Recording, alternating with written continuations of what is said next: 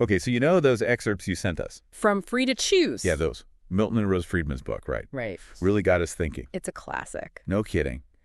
And today we are diving deep, deep into their whole exploration of equality and liberty. Big topics. Huge.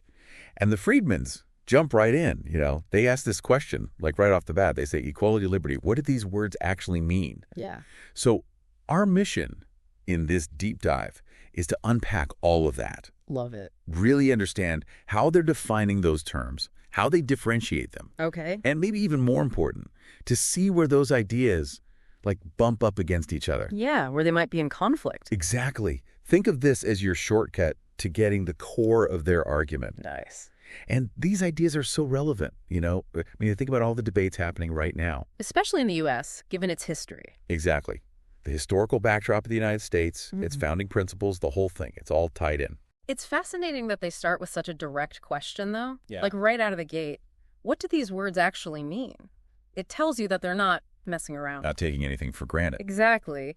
And they really emphasize how this struggle to define and achieve equality has been so central to American history ever since the Declaration of Independence. Since the very beginning. Yeah. And they make the point that this attempt to answer that question, what does equality actually mean, it shaped so much. Yeah. Our intellectual landscape, our political institutions. It's led to huge changes and, as they point out, even bloody conflict. Okay, so let's get into that historical angle. Okay. The Friedmans discuss this early understanding of equality in America. And it's really interesting. And they say it initially meant equality before God, right, which in practice translated to the liberty each person had to shape their own life, to live as they saw fit. Right. But of course, we can't ignore the elephant in the room. Slavery. Yeah. Slavery. This massive gap between this stated ideal of equality and the brutal reality for so many people. Yeah, absolutely. That contradiction was always there, just beneath the surface. And the Civil War, in many ways, was this violent eruption of that conflict. Right. But even before that, even leading up to the Civil War, a different idea of equality starts gaining traction in the U.S., equality of opportunity. Okay. And the Friedmans define this, and this is a key point, as everyone having the same starting line, the same chance to make their way in the world, regardless of their background. And they use this phrase, finishing the race with liberty. Okay. But they're careful to clarify that it's about the process, not some guarantee of the same outcome for everyone. Right. But, and here's the catch, they immediately warn that attempts to, really push for this version of equality have often resulted in government putting big limits on individual liberty. Right. More rules, more regulations. So we have this original idea of equality before God, this inherent dignity and the freedom to live how you choose, versus this equality of opportunity, this idea that everyone deserves a fair shot. Yeah. But as you're saying, the Friedmans are arguing that pursuing the second one can come at the cost of the first one. Yeah, that tension is at the heart of their argument. They see both equality before God and this early understanding of equality of opportunity, like removing artificial barriers as two sides of the same coin. Right. This idea that every single person is worthy of respect as an individual. Got it. Then they bring in Thomas Jefferson and that famous phrase, all men are created equal. Yeah. But the Friedmans point out that Jefferson wasn't talking about equal physical strength or equal emotional capacity or equal intellectual ability. Right. He was clearly recognizing those inherent differences between people. Exactly. They argue that Jefferson believed people had the right to be unequal rather than having sameness imposed on everyone. And his own life, as they note, he was an inventor, a scholar, a statesman, and a slave owner. It illustrates that complexity, right? That tension between his ideals and his actions. That's that last part that really gets you.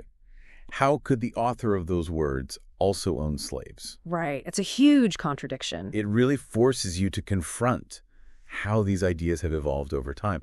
Or maybe they were just incomplete from the start. So I'm curious, thinking about the excerpts you sent, does this historical view of equality line up with what the Friedmans were saying in those passages? Oh, yeah, absolutely. And they really stress this point that equality before God, this fundamental personal equality, it's so crucial precisely because people have different values, different abilities. It means respecting those differences, the right for each person to live their life according to their own values without having someone else's forced on them. And they take it a step further. They argue that if one powerful group shouldn't have the authority to dictate how everyone lives, then no other group should either. Right. It doesn't matter what the majority wants. Individual rights should be protected. Okay. And in their view, that's the government's role, to safeguard those rights, to prevent a tyrannical majority from trampling on individual freedom. They even point back to Jefferson's accomplishments as proof of his commitment to individual liberty, even within a government structure. Which then lead them to Alexis de Tocqueville, Right. who observed America a bit later in the 19th century. What was his take on how equality was playing out in this young nation? Well, Tocqueville, in Democracy in America, he saw equality as this constant force, this powerful tendency in American society. Okay. But he was mainly focused on what he called equality of condition. What's that? Basically, the absence of these inherited social ranks like you see in Europe with their aristocracy and all that. It's not about everyone being totally equal in every way, but about the lack of built-in privilege from birth. I see. So not everyone is the same, but no one starts with a huge leg up just because of their family. Exactly. And he observed that while the old systems in Europe were fading, America was seeing this kind of leveling of fortune and intellect. But it wasn't because of laws or corporate power, but because of individual initiative and effort. So he admired that lack of inherited privilege. That fits the whole American ideal, right? Pulling yourself up by your bootstraps. Yeah, that's a big part of the American story. But Tocqueville also had this warning. He saw that in these democratic societies, this passion for equality could get so intense that it might actually overshadow the love of liberty. Interesting. He even suggests that people might be willing to give up some freedom to guarantee more equality, even if it means becoming dependent on a central authority. So like trading freedom for security. In a way, yes. He's saying that this intense desire for equality could actually lead people to choose a kind of comfortable servitude over the uncertainties of freedom. That's a pretty sobering thought. It is, and it really highlights this tension that the Friedmans are getting at. This 18th century understanding of equality linked to individual rights and freedom versus this more modern view that seems to be shifting towards equal outcomes. Right, more about what everyone ends up with rather than just making sure everyone has the same basic rights and freedoms. Precisely. And the Friedmans see a big problem with that shift. The original concept was about ensuring equal rights and standing before the law. This newer idea, focusing on equal results, requires much more intervention and, from their perspective, much more coercion. More government control. Exactly. And then there's that historical irony we talked about earlier, slavery, this glaring contradiction at the very founding of the nation. It took a devastating war to even start to address that fundamental conflict in the very definition of equality in America. Okay, so this really sets the stage for understanding the distinction between equality of opportunity and equality of outcome.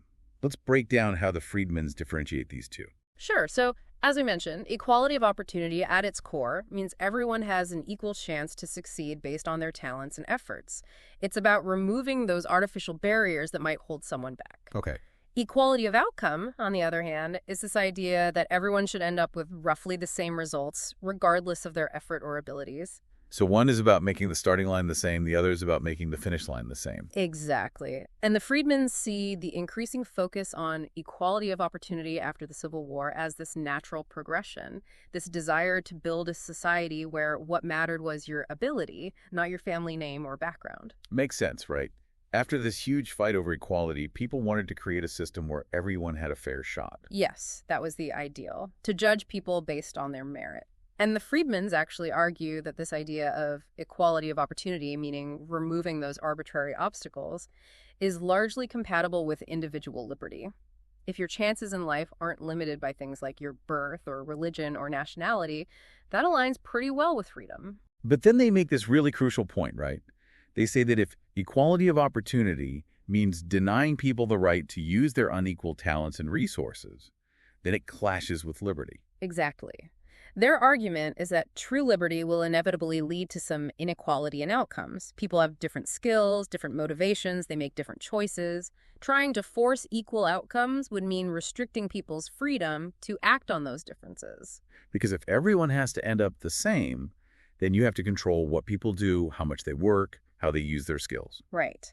And they also highlight that it's practically impossible to achieve a truly level playing field in terms of opportunity. Think about it.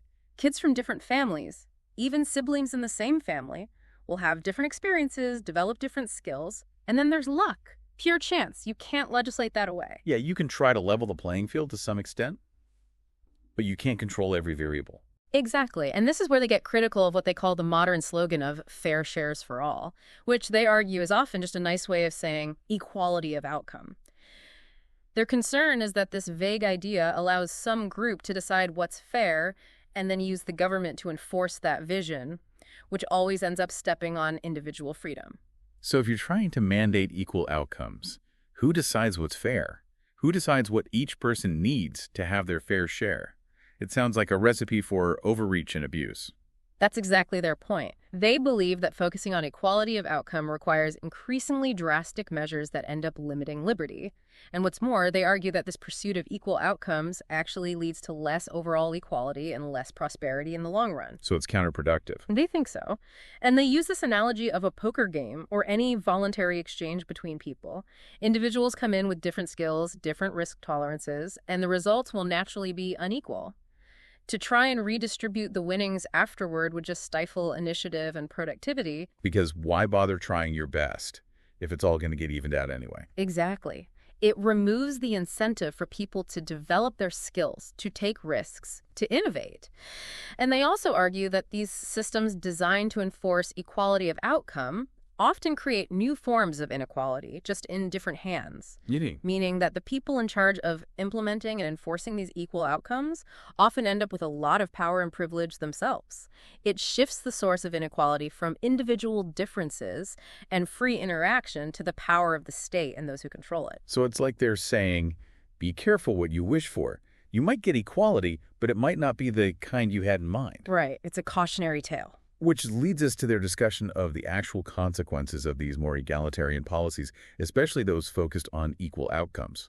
What are their main concerns there? Well, their biggest concern is that these government interventions intended to bring about greater equality of outcome often end up having unintended negative consequences, not just for individual liberty, but for society as a whole. They talk about the rise of what they call a new class government bureaucrats and intellectuals who, while pushing for greater equality, actually increase their own power and influence through these interventions. So it's like the people who are supposed to be making things fairer are the ones who benefit the most from the system. Precisely. And they bring up the example of Great Britain's post-World War II policies aimed at reducing income inequality. While they did see some reduction in inequality, the Friedmans argue it also led to slower economic growth and other social problems. Interesting. So even when these policies achieve their stated goals, there can be unintended side effects. Right. And their central point is that when the government tries to enforce equality through law and regulations, it limits the freedom of individuals to use their property and talents as they see fit. It's a trade-off, they argue. Freedom for equality. In a sense, yes. And they have a pretty strong concluding thought on this whole issue, right? Yeah. What happens when a society prioritizes one over the other? They do. It's a pretty stark statement. A society that puts equality in the sense of equality of outcome ahead of freedom will end up with neither. They believe that the force needed to achieve equal outcomes will ultimately destroy freedom, and that the power created by that force will be used by those in control to benefit themselves. So it backfires. Exactly. But then they offer this contrasting idea. A society that puts freedom first will also end up with greater equality. So the opposite approach actually leads to more equality. That's their argument. They say that a free society unleashes the energies and abilities of people, preventing the establishment of entrenched privilege and leading to greater mobility and a better life for everyone.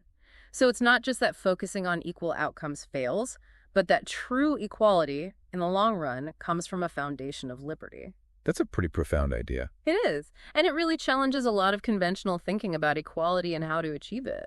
So just to recap for our listeners, the key distinction the Friedmans make is between equality as equal rights and opportunities which they see as generally aligned with freedom and equality as equal outcomes, which they believe conflicts with personal freedom and can have negative consequences. Exactly. Their central argument is that prioritizing freedom with its inherent allowance for a wide range of individual pursuits and different outcomes ultimately creates a more dynamic and, in the long run, a more just society than directly pursuing equal outcomes through government force. It really makes you think about so many of the debates we're having today. So for you, the listener, consider this. In your own life and the world around you, which definition of equality seems to be getting more emphasis? And what might be the trade-offs with individual liberty as a result? It's a crucial question to ponder. And we encourage you to explore, free to choose further, to really think critically about these different views of equality and liberty that are always being debated. There aren't always easy answers, but understanding these fundamental distinctions, as the Friedmans lay them out, is a vital first step in navigating these complex issues. Thanks for joining us. Absolutely. Until next time.